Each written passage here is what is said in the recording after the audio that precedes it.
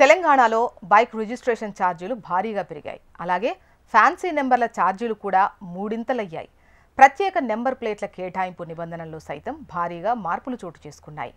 కొత్త నిబంధనల ప్రకారం వాహనదారులు తమకు నచ్చిన ప్రత్యేక నెంబర్ను ఆన్లైన్లోనే అప్లై చేసుకోవాలి. ఈ దరఖాస్తులను రవాణా శాఖ వెబ్సైట్ www.transport.telangana.gov.in ద్వారా మాత్రమే స్వీకరిస్తారు. ప్రస్తుతం ఉన్న 81వ నిబంధనలోని సబ్ రూల్ 1, 2, 4లను తొలగించారు. సబ్ రూల్ 3ను కొత్త నిబంధనలతో భర్తీ చేశారు. దీని ప్రకారం ఏంటంటే వాహనదారులు అప్లై చేసుకున్న తేదీ నాటికి సీరియల్ ఆర్డర్లో కేటాయించిన చివరి నెంబర్ నుంచి 1000 నెంబర్ల లోపు ప్రత్యేక నెంబర్స్ను రిజర్వ్ చేసే అధికారం రిజిస్టరింగ్ అథారిటీకి లభించింది. ఇప్పటి వరకు ఈ వెసులుబాటు రిజిస్టరింగ్ అథారిటీకి ఉండేది కాదు. దరఖాస్తులను ఉదయం 8 నుంచి మధ్యాహ్నం 1 గంట వరకు ఆన్లైన్లో మాత్రమే స్వీకరిస్తారు.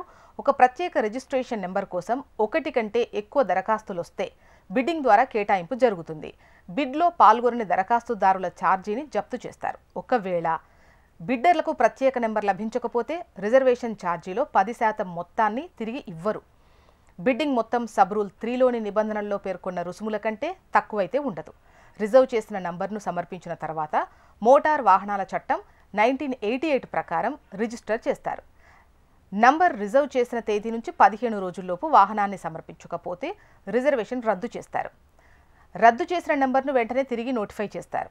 ఫ్యాన్సీ నెంబర్ల కేటాయింపుతో రవాణా మంత్రిత్వ శాఖకు సంవత్సరానికి 120 కోట్ల రూపాయల ఆదాయం అందుతోంది. తాజాగా పెంచిన ఈ ఛార్జీలతో ఆదాయం భారీగా పెరిగే ఛాన్స్ ఉంది.